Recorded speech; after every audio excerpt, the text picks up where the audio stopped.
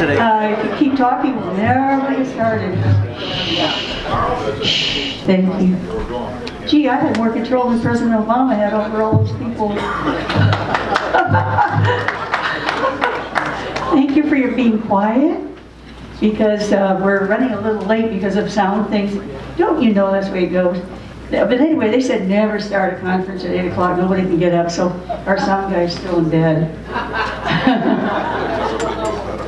That's where everybody wants to be, but thank you for coming out this early. And of course, I'm saying controversial things, so I wanted to make sure I got here as early as possible, so as few as possible people there were to hear me. So now we're going to introduce someone. Come here and help introduce yourself. A new person, and has some interesting things to tell you.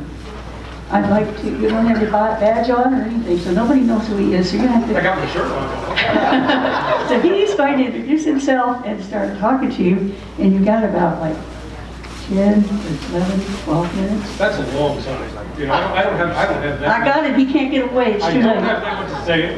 This is impressed indentured labor here. I never intended to be here. My name is Craig Merridew. I'm from New Orleans, and I'm here to testify about the social milieu that Judith Baker talks about. She's been attacked a lot, including last week I was listening to a podcast by some guys who call themselves the Lone Gunmen. Anybody ever hear of them? Yeah. The Lone Gunmen podcast. And they were saying, how could that woman, and you know you're in trouble when they call you that woman, how could that woman possibly have known Jim Garrison and Carlos Marcello and Dr. Mary Sherman and Olden Ochsner? And I'm thinking, as I'm listening to this, I'm scratching my head going, well, I knew all these people, and I didn't have any interest at all in the Kennedy assassination until I was maybe close to 30 years old, or any kind of deep politics or deep reality like that, because that's the kind of milieu New Orleans is. People know each other. To give you an example, Dr. Mary Sherman and Dr. Ed Haslam, who's also written a book on Mary Sherman, those were my dad's doctors. My dad was a driver and had the Benz. Barry Seal, anybody ever hear of him? Yeah. That was my dad's good friend for 16 years, and they were pretty close collaborators on Nicaragua and all things to that effect. When I was 15 years old, I met both Clay Shaw and Jim Garrison. New Orleans DA Harry Connick, one of his cousins, lived with me in California, and you know Harry Connick Jr., of course you've heard of him, and Harry Connick Sr. did a lot to suppress Jim Garrison's findings. I lived about a mile down the road from the Franzonis, who were cousins to Carlos Marcellos, and I later ran bars for the Franzonis and Marcellos, the Santa Padres, who were also cousins and members of that crime family. I double dated with little Joe's son, Vincent Marcello. And I'm saying all this not to say, oh, look at who I know. I'm just showing that when Judith talks about knowing all these people, this is very realistic in the way the social milieu in New Orleans runs. Jerry Center, who was Marcellus's son-in-law, dated my sister. John Santapadre Jr. Once took me to La Pension, which was the oldest timeshare project in New Orleans, and he had a snoot full of cocaine that night, and opened up a trunk, and he was laughing, and it was full of hands-off Cuba flyers. I have no context for that, don't know what it meant, don't know why he had it, but there was the 555 Camp Street address right there. And I used to run the Lafayette, which was right next to that same address. Dr. Mims Ochsner, did you ever run into Mims Ochsner? That was Alton Ochsner's son. Yeah, he was my dad's, I guess, manager for his many excursions, which are mostly a mystery to me, in and out of Nicaragua, dozens of times in the 70s and 80s. Strangely enough, my dad also enjoyed the competence of Sandinista and Contras at the highest level. Again, there's a lot I don't know. I wasn't privy to those secrets, and my dad took a lot of them to the grave in 2010, and one of the reasons I'm involved with this is I like to solve some of those mysteries and account for some of what St. John called collateral damage of living with such a person, with so many secrets and so much violence behind it. And you know, all this happens to an ordinary person like myself in New Orleans, who never gave a thought to the assassination until Barry Seals was killed the week of my mom's birthday in 1986.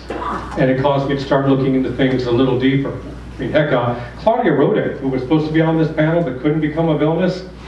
I went to first grade and 7th grade, was good friends with her brother, who gave me my first cigarette. And again, I say this just to show you the kind of, I don't smoke anymore. I'm reformed, yeah. Just to show you the kind of world that New Orleans is right there, and the unjust criticism that Judith has experienced. And I've heard this not just from them, but from lots of people going, well, how could she know all these people? Well, in New Orleans, everybody knows everybody. It's a very public. Who's from New Orleans here? Anybody? Yeah. Okay, then you guys know that. Yeah, Anybody come up? You can come up and if you can verify or say it's not so, come on up. No problem. You know, and although I was allotted 10 or 11 or 12 minutes, I'm certainly not worth it. You know, I didn't. And When he starts the second line, we'll go. yeah, let's go to the second line. That's right. Now we're for that. I'm for that. All right? Yeah, you're right, Cap. I worked really hard to lose that New Orleans accent.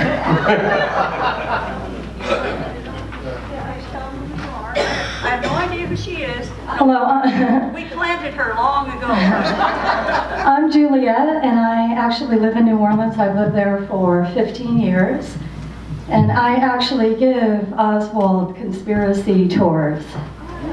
And we start at 544 Cannon. Oh, okay. Is this better? I'm sorry. But anyway, I ended up getting into the Kennedy assassination after reading Dr. Mary's Monkey in 2007. The Gambit newspaper, the weekly paper that comes out in New Orleans, which is free, they actually had a cover story about that book. Judith's picture was on the cover. You can actually find it online if you look, July of 2007, I believe, that issue came out. I'd like to say one thing here. We're being very, as you see, not so structured with this, but in July of 2007, by September of 2007, Dr. Mary's Monkey had come out in Budapest. And I got death threats, and the Hungarian Secret Service came and told me I had to leave the country or I'd die. And so I fled to Sweden. That's why I live in Sweden. I just wanted to mention that. But anyway, one more thing I was going to say is back in 2003, I was not into anything having to do with the Kennedy assassination back then. I just never believed that Oswald, was the assassin. But anyway, I worked with a woman in the French Quarter, and her family had been from Mississippi and New Orleans. And I remember her telling me, and this is 2003, that her family always thought that Alton Ochsner had something to do with the Kennedy assassination. And I remember thinking that was the weirdest thing I'd ever heard, because his name was like a household name in New Orleans, and I had only lived there for 1 year. I had moved there in 2002.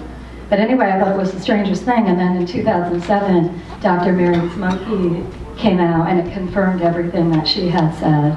But anyway, I just wanted you to know that, yes, everybody in New Orleans knows everything. It's hard to even just hang out at your neighborhood bar without people knowing everything. Thank you.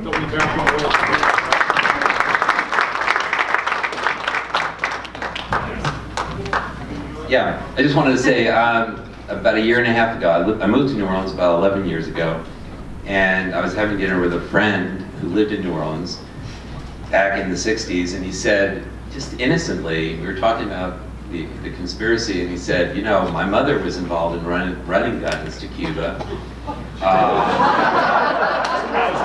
Just casually, and in fact, before Castro turned communist, she was supporting him, and then after, in the opposite direction. And one day, my parents sat me down, sat me and my brothers down, and said, "Look, there's this car in the garage. It's you cannot say anything. You cannot say anything to anybody." It's not working.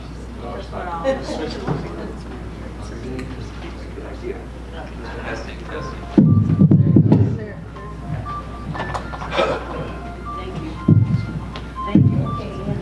Yeah. Who's your name? Oh, my name is Dan Storper. I run a record label in New Orleans. I moved there 11 years ago. Anyway, so we're talking, my office was across the street from the O'Reilly Coffee Factory, around the corner from the CIA facility. And anyway, this night, he started going on about this story about how his parents told him that Carlos Marcello had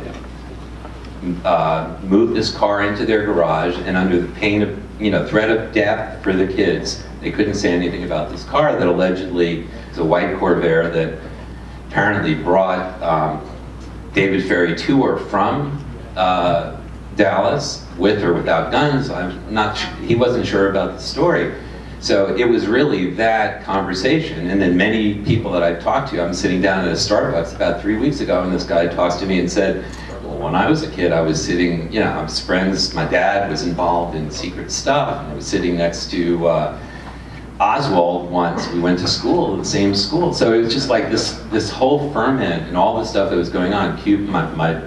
My wife's grandparents were Cuban and were anti-Castro, and the whole scene was such a unusual group of connections. But it was really that, the idea of Marcello threatening to kill the kids if anything was said about this car, it proved to me that the mob was involved. And so since then I've been reading, and Judith's books have been an incredible way to kind of into understanding it.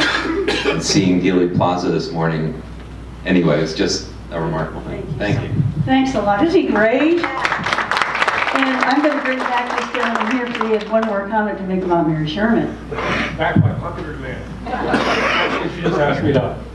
She asked me to mention a couple little tidbits. Dr. Mary Sherman, as I mentioned, was my dad's doctor after he was crippled at the bends in a diving accident. And I remember, well, this is before I went to school, her and my dad used to sit in the living room, leg over leg, and talk. And my mother wasn't jealous because it was pretty common knowledge that Mary was gay, although nobody talked about it, so she wasn't perceived as a threat.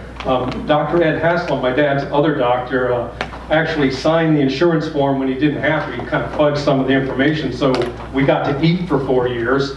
And something I think I mentioned to you also is that I remember when I was a bartender in New Orleans for 11 years, I remember running into a guy named Orestes Pena. Anybody ever heard of him? He used to own the Havana bar on Decatur Street, where I believe he gave testimony before the Warren Commission that Oswald came in, drank a lemonade, and threw up or something like that. Well, I ran into him about 11 years later. In 1979, I walk into Los Amantes bar, which is one of the bars he owned, and behind the bar, tending bar, was Mark Lane, which I thought to be a really odd thing, because here's Orestes Pena saying, hey, I'm CIA, I shouldn't be treated. Oh, to give you the backstory, they had busted the Decatur Street prostitutes. They had prostitution was wide open, and the long-range plan there was just for Marriott and other people to get a hold of that property and gentrify it. And if property is taken in commission of a crime, they can do that. But they had sent all the prostitutes to just stay off Bourbon Street. And so they were just thick as flies on Decatur Street. And somebody from Marcellus' organization had asked me to go down there and see if I could send them any business for card games and other things. Those are my shady days. I'm reformed now. Right there, not too Anyway, just one last thing. The same network that Judith talks about that she walked into in 1963, it was still active in the 80s and still very involved in drug running, very involved in gun running, and God knows what it's doing now. I wouldn't know. But those things don't go away. They go from generation to generation. So does anyone here wonder why the asset was sent and I got there 2 weeks early and these two strippers are, shepherding me around that they sent Lee, nice looking guy, and with good manners and all that, to rescue me. It was necessary. All right, we need a victim to come up now and talk. Who would like to be first? Now, the reason we're doing this is, this is to help dispel various legends that I couldn't have done this, I couldn't have done that, and I must have practiced before I ate the glass in Washington, or Canada. Anyway, would you introduce yourself? This is a wonderful lady. You're going to love her. Thank you. I'm Victoria Hawes Sulzer. And I wish I had some funny, interesting things to tell you, but mine aren't quite so funny. But my association with Judith is a connection with Lee Harvey Oswald. And it's just one of those things in New Orleans when you talk about, when you talk about knowing people and bumping into folks from prior lives, it just happens on a daily basis. It's almost nuts that on the plane, in Paris, France, wherever, you just run into neighbors and friends. So where this is going is that I lived in the patio apartments. That's where Dr. Mary Sherman lived, also another notorious figure named Juan Valdez. And Juan was a neighbor. I lived there with my 2 babies, less than a year apart, and my husband. The apartments were tiny. They were probably what one would call a studio apartment. So with little patios outside that were completely enclosed in. So Juan, living next door, we thought was an orchid or antique dealer. We were never quite sure what he was, what he did. But one afternoon, summertime, I'm sitting outside with one of those little plastic rubber pools with my babies in there, and there's a knock on the little corrugated gate, and I open it. And immediately, before this young man can open his mouth, I recognize him, and it's Lee Harvey Oswald. And he was a figure in my school days. So I immediately said, "Oh, I know you." And of course he didn't know me, why would he? But he asked, he said, is this Juan's apartment? I said, no, he lives next door. And so he went on his way, knocked on the door, and then he came back a few minutes later and he said, I have a package for him. Would you mind taking it for him and giving it to him later? I said, no, not at all. I'll be happy to do that. And he said it needs to go in the refrigerator. I said, that's fine, no problem. So I guess it was about the size of a shoebox, a child's shoes almost, and I just said, fine, whatever. And he came and went several times. The thing about the patio apartments, again, as I said, they were all little enclosed areas. My husband and I were probably the youngest tenants there. There was Dr. Mary and another lady between us, and then some other professional folks. So this group didn't particularly socialize like other New Orleanians did. We didn't sit out on the stoop and chat. Everybody came and went pretty much privately.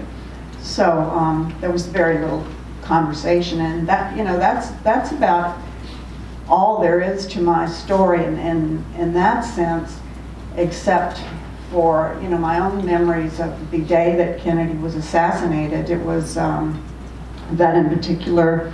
Do you remember anything about your bathroom? Oh, I will. I'm getting to that. Maybe that'll get a little giggle. The day that John Kennedy was assassinated was the first time I had gone out after the birth of my second daughter, and we had gone down to the Sanger Theater to watch a movie. It was an early, I want to say it was a very early matinee, 11, I don't even know what time it was, but we had no longer sat down to watch the movie when the lights went off and a pause, and the gentleman said, I have an announcement. Another pause, and he said, our president has just been shot. And of course everybody in the movie just, we had goosebumps and sat there, and we didn't think he'd been killed. He was just shot. That was it. So we raced down to another, I think it was Krause or Maison Blanche, that had electronics upstairs. So by the time we got there, everybody that could was standing in front of a TV watching. And then we jumped on the streetcar and went back to the patio apartments, and we were just riveted by, the whole, watching this whole thing come about before our eyes. And, to then learn that Lee Harvey Oswald was this person that was dragged out in a rather just unsatisfactory way and set up to be murdered. I mean, that is exactly, even as a young woman, a very unsophisticated young woman, to see the process of how this played out was unbelievable to me. I knew nothing about having a lawyer and how the police work came about, but I was shocked. I just thought, well, this can't be happening. This isn't real. But sure enough, I witnessed all of that, and it stayed with me my entire life. And people have often said to me, because you knew him, did you think he could do something like this? Well, I didn't know him on a personal level, but to me, just in my mind, I thought, well, no. How could he do that? How could one person do something like that?